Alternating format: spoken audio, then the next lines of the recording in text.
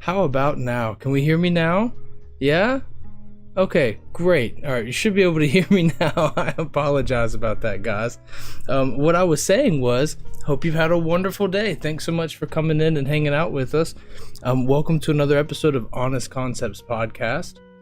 We've had a little bit of technical difficulties getting things started today. I got home really late from work, and as you notice, Master Autry is not with us this evening. It's not that he's sick or anything. He's okay. Everything's fine. But good. Okay, good. I'm glad you guys can hear me. Wonderful. Thank you for letting me know. He is in good health.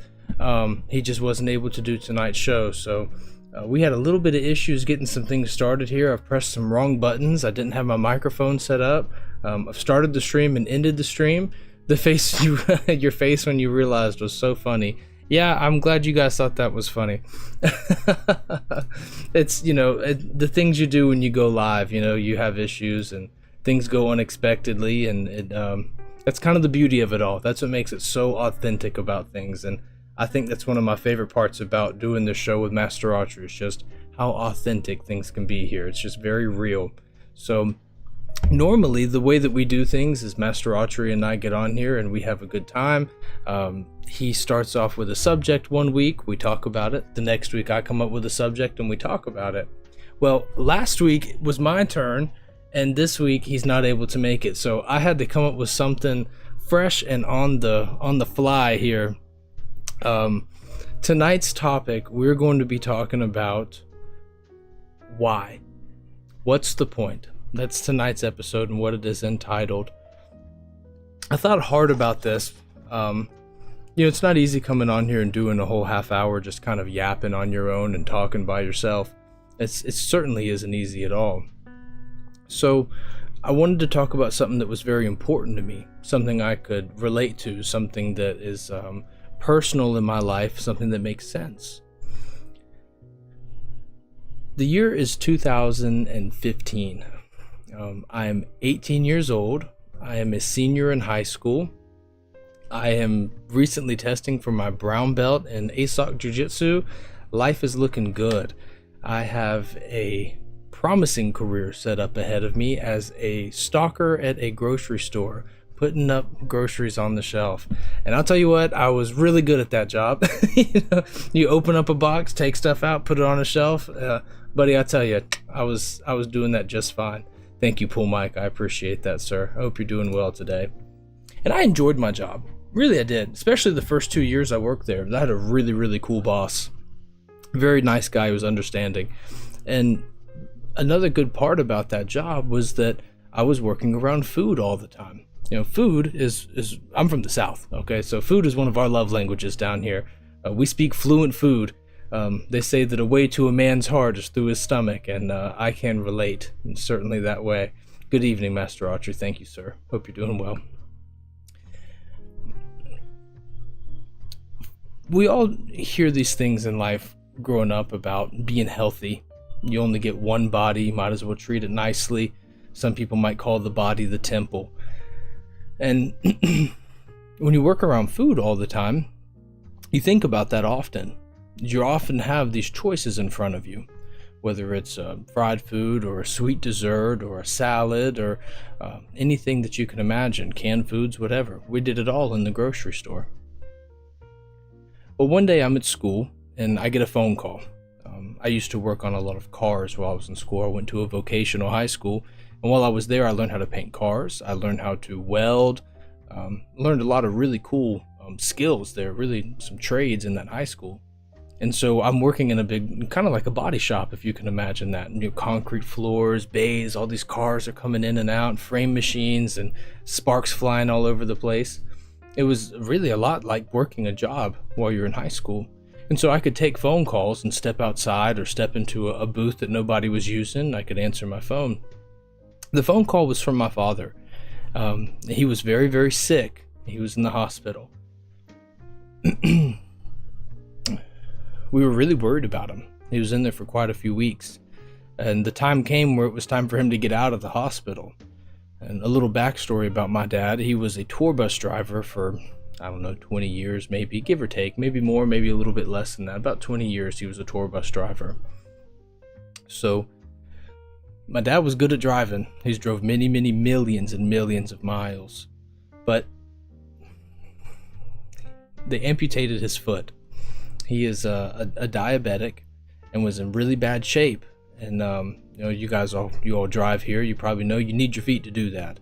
So he called up his sons to see if we could come up there and go get him.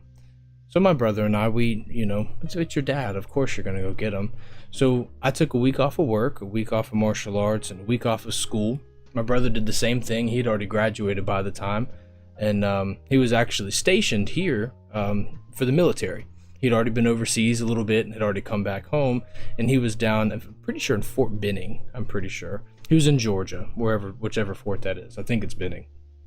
So he comes up to North Carolina and he picks me up, and me and him take this long road trip all the way up to New Jersey. I think it's called Cherryville. It's right next to a city called Camden.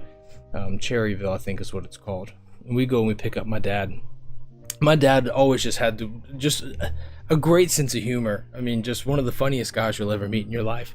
So we come in, we see him, and of course he's laying down in the hospital bed, and we say, "Hey Dad, how you doing?" It's the first thing you do when you walk into a hospital, right? You don't know what else to say. How you doing, right? How you doing? And my dad looks at us, he goes, "Hey, at least I get 50% off of pedicures now." And he always had a good sense of humor about things.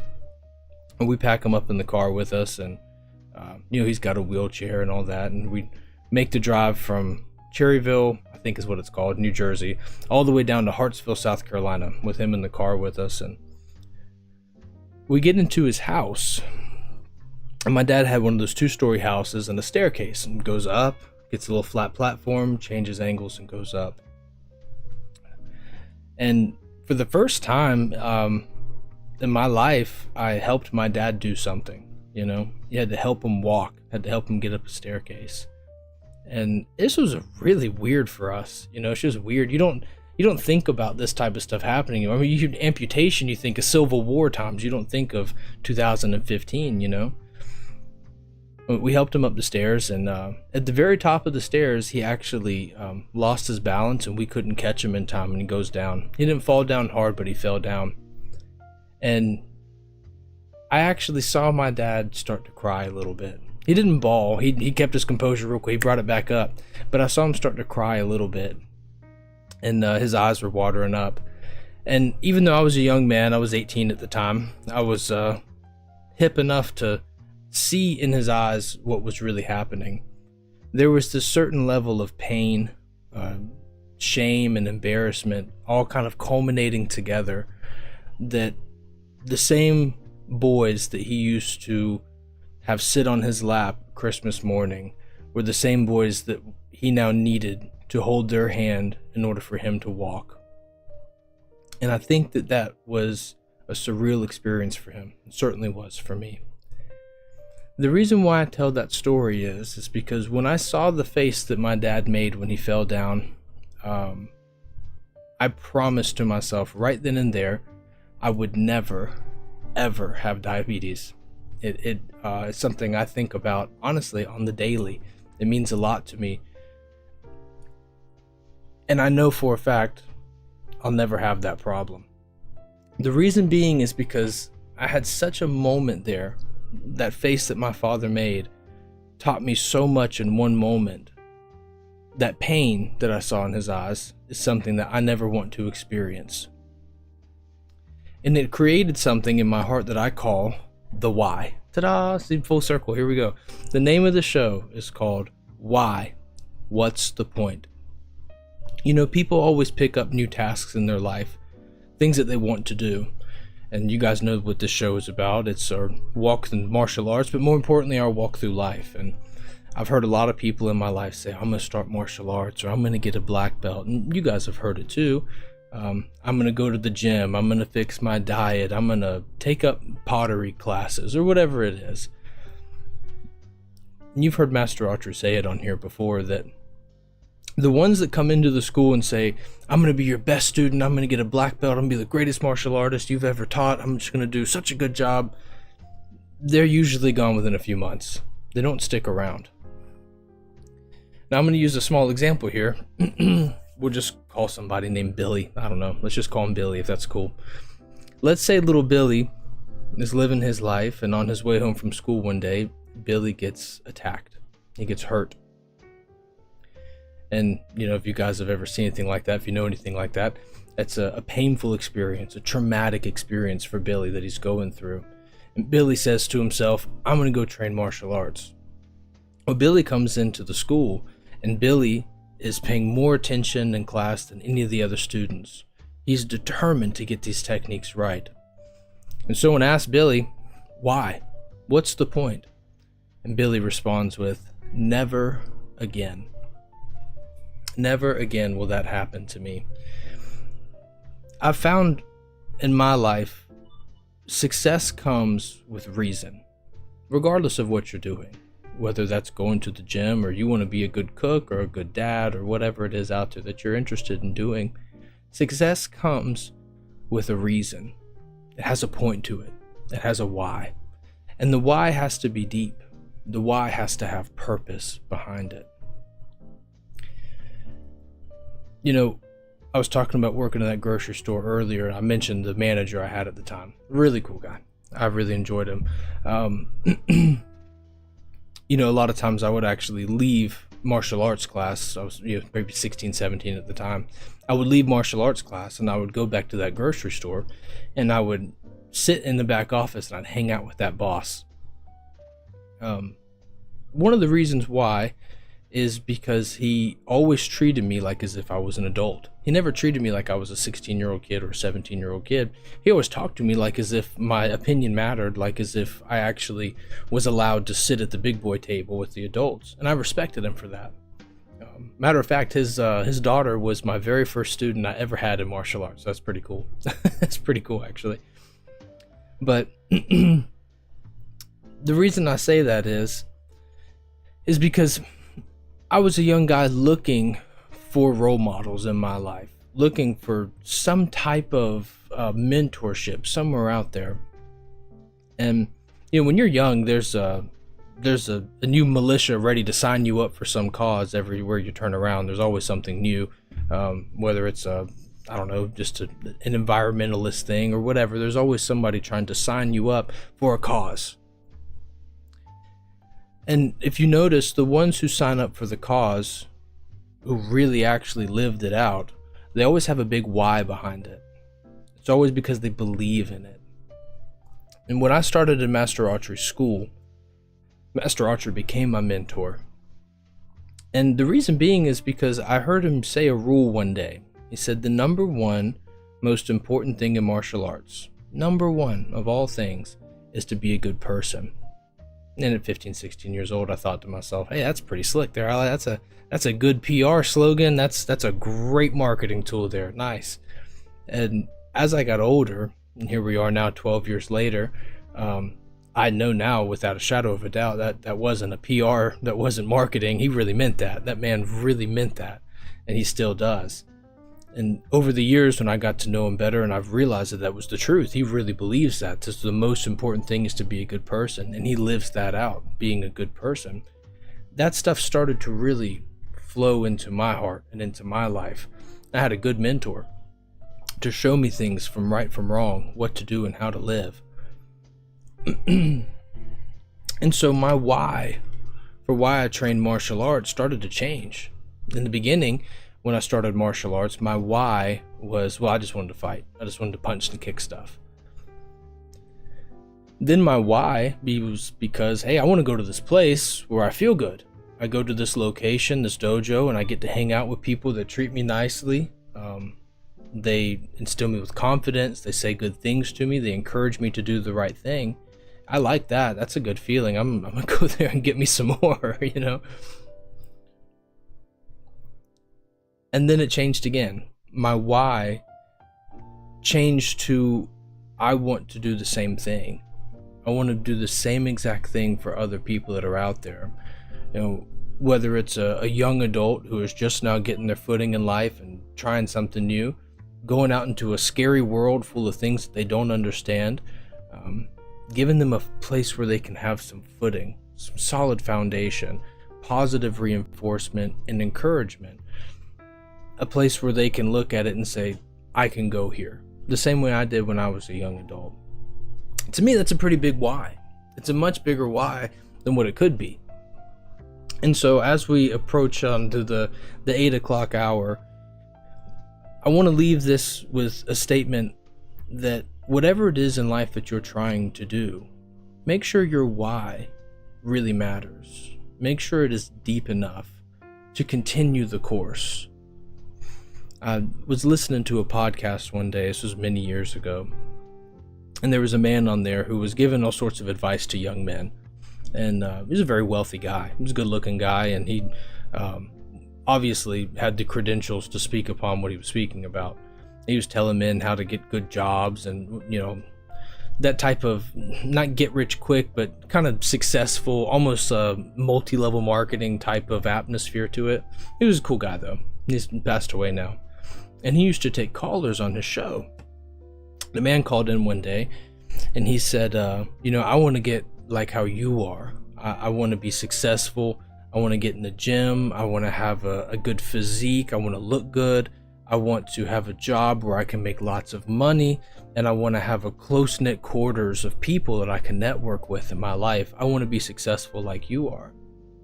And the man running the podcast replied to him. He said, why? Why do you want that?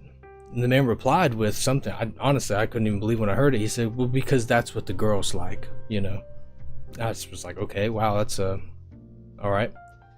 But the podcaster replied to him and said, that's never going to work. You're never going to make that work. Your reasoning is too shallow. It's too shallow. And when I heard that, I was like, wow, you are exactly right. That reasoning will never work. My wife and I had a goal a few years ago to make sure that we would have a place set up, a home set up, for when the day came that the Lord would bless us with children, if that was ever going to happen. If it was, we wanted to make sure that our nest was built correctly. We were really scared, actually. We were scared. I know I was terrified of having a child being born into a home that wasn't ready for her. I used to think to myself all the time, what does it say about me as a man if I don't have this thing prepared for you and then bring you into this world unprepared for you? It used to scare me. It scared me a lot. So Connor and I, that's my wife, by the way, Connor, we had a goal set where we wanted to have a certain amount of money saved, and we wanted to have all of our debts paid off. No car payments, our cell phones paid off, credit cards paid off, everything taken care of. We hit that goal, and I gotta tell you something. I used to cry on the way to work. I used to cry on the way home. I would cry on the way to martial arts. I mean, it meant so much to me at the time.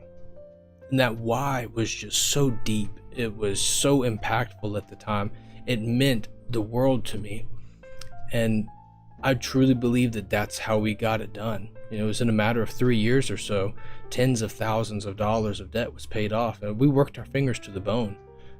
My wife and I, between the two of us, we've always worked 2-3 jobs at a time. I think between the two of us, at one point in time, we had like 6 jobs. But we did what we felt like it was necessary in order to get those things done. Truly, to this day, I look back at it and I don't even know how we did it. I mean, it was just by the power of God. There's just no other way. We just had our nose to the grindstone. And when you think about it, I truly believe that the reason how it was able to be done was because our why meant something. We had a reason. When we say why, what's the point? It wasn't for me. It couldn't have worked that way. It wasn't for Connor. It wouldn't have worked that way. The why was too shallow. But there's something special when that happens, when your why takes shape and form for the point to help somebody else. A cause that's greater than yourself. A cause that's greater than your own being. I think that's one of the secrets to how successful Master Autry was in his schools and in his dojos. Of course he's a great martial artist. Of course he's a great teacher. I think he's the best personally. But I believe that the reason why they were so successful, him and Miss Autry, was because that why was contagious. People came in there and you could actually enlist in their cause just by being there. Instructors would come into that school, and before you knew it, they sounded like him. They were talking like him. They were helping people.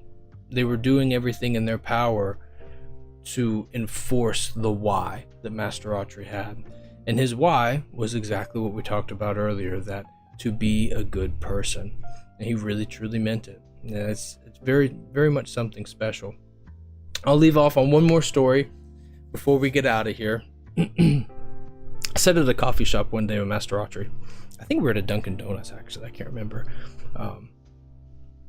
We sat down with each other, and he was talking to me about what it was going to be like. What does your life look like when you become a martial arts instructor? How does this work? What's expected of you?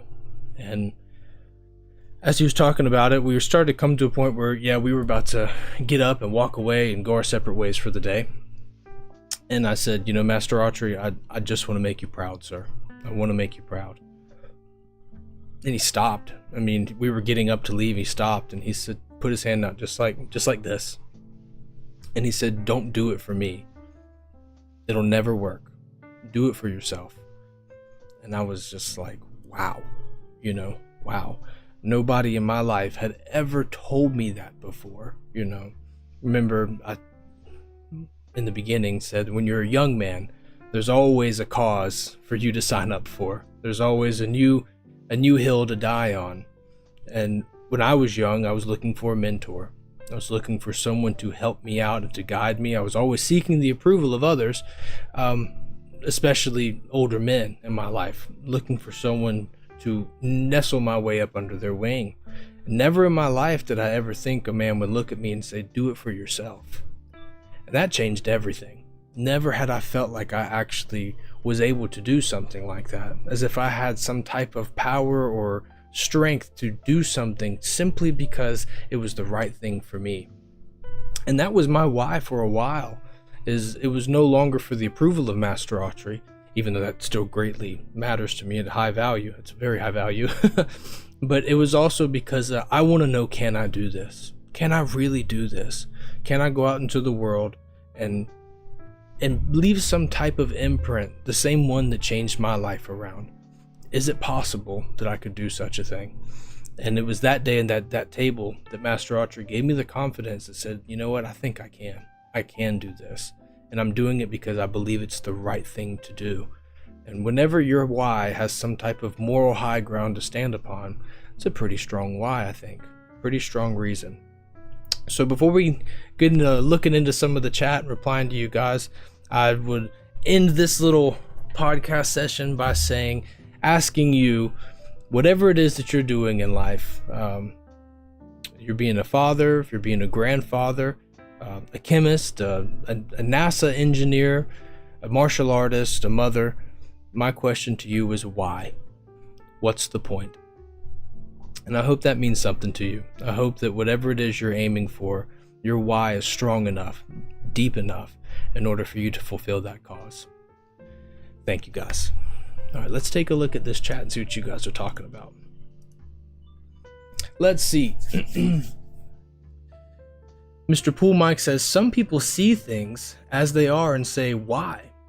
I dream things that never were and say, why not? Hey, I like that. Let me read that again. Some people see things as they are and say, why? I dream things that never were and say, why not? Kennedy used this phrase in various speeches during his 1968 presidential campaign. I say dream. That is so cool. That is so, hey, I'm so glad you shared that. That is very, very cool. That never were and say, why not?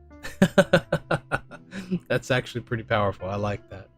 Miss Easter says, if you don't dream, what else do you have? You have the everyday, but there is always something else out there. You just have to find it and want it. You are exactly right. You just have to find it and want it. What matters to you? You know what I mean? Miss Jenny Easter says, but what would you say if you were just living your life? I'm assuming when you say living your life, you mean just going through the day-to-day motions. Just go to work, come home, go to work, come home. The thing is that there doesn't have to be something else out there. If someone's happy doing that, they're happy doing that. Now, if that person is not happy, that's a whole nother course. Really what spawned this topic was I was on the phone just the other day with somebody who was young. He's probably like 16, I think. He just got his driver's license, and he was talking to me about, you know, what's going on in his life and his plans to find a girl one day and to settle down, and what he wants to do for his career. And he told me something that I thought was pretty profound. You know, it's cool. Sometimes you talk to young people, you can learn something from them if you just listen, which is, you know, I learned that from that boss I had. You know, even though I was 16 and he was a grown man with his children and his own problems, he would listen. I listened to this young man talk, and he said something pretty profound. He said, "I'm so scared that when the opportunity arises, I won't be ready." He said, "If I spend too much time searching for the right one," you know, speaking about a girl, or the right job, by the time it shows up, I won't be qualified to fulfill the position. He says, "I'm worried that I'll spend so much time looking and not enough time preparing that when the opportunity arises, I'll fall short of the qualifications." And that is so, wow. I said, wow, that is cool. You're so right. Preparing ourselves for the opportunities is such a big deal. You know, imagine if I would have opened up a martial arts school and never took a martial art lessons in my life. That'd be kind of weird. You know what I mean? Preparing for the opportunities is such a big deal. And I think Mr. Pool Mike has a good point. He says, then you were living your dream. And that's so true. Everybody's dreams look a little bit different, you know. My dream is to be self-employed, you know. My why right now for making the martial arts, you know, I could go the rest of my life just being a part-time martial arts instructor, and there'd be no shame in that. Master Autry wouldn't guilt me for that or shame me for that at all. But I want that, you know, want that. And part of my why right now is for my daughter, you know. That little girl's been putting gas in my tank for 5 years now. She ain't even 8 months old. But my daughter, you know, I work with a lot of chemicals throughout the day. I have a pretty wild job, actually.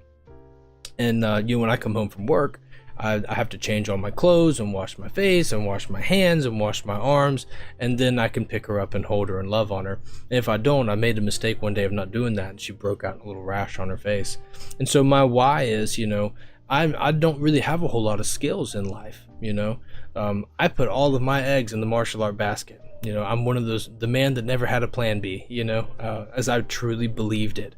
I believe I can be a martial arts instructor. And so now my why is I want to do something else. I want to be a man who's not going to be broken down by a blue collar job, or get sick from all this exposure to chemicals. I would something more than just another worker. I want to be someone who can take that legacy that Master Autry has laid out, and if I'm lucky and if I am blessed, I can do a quarter of the job that he did. And if that is the case, I'll be a happy man, you know, very happy man. Miss Jenny Easter says, love it. Master Autry says, if you don't have a why, it is easy to burn out. You are exactly right. Those motions can wear it down, very much wear it down. You know, the car doesn't have a destination and we're just driving through life. It's easy to look up and just go, where am I? How did I get here? I didn't want to be here. I don't even know how I got in this position, you know. And now I have an idea of where I want to be, but now I have to backtrack this whole course to get where I wanted to go to begin with, because I was just living on autopilot. You know, it's a very, very good point. And so, guys, as we are now sitting past 8 o'clock, I want to take the second to just thank you for your attendance. Thank you for the chatting. If you were lurking there, I do appreciate you lurking as well. You know, I'm just another guy. You know what I mean? What do I know? You know, normally I'm here to, you know, have a conversation with Master Autry and go back and forth with him. He's the one with the wisdom here. I'm just another guy. But the fact that you guys would be willing to hang out and give your opinions on things and listen and chat it up with us is just, wow, so special. So cool. So if you guys would leave a like, that's great for us on the YouTube video. If you would like to submit an idea for a topic, you're more than welcome to in the comment section below or in the description. We always have the email address. If anonymity is something that's important to you, you can send it through that way as well. And Master Autry and I would be very, very happy to go over that topic. Strong solo, great job. Hey, you know what? I live for those. Thank you very much. More than you give yourself credit for. Oh, you guys are too sweet. You're too sweet. Well, I appreciate you all. I'm not going to hold you any longer. Thank you so very much, and I hope you all have a great rest of your evening. We'll be back here next Tuesday. See you later, guys.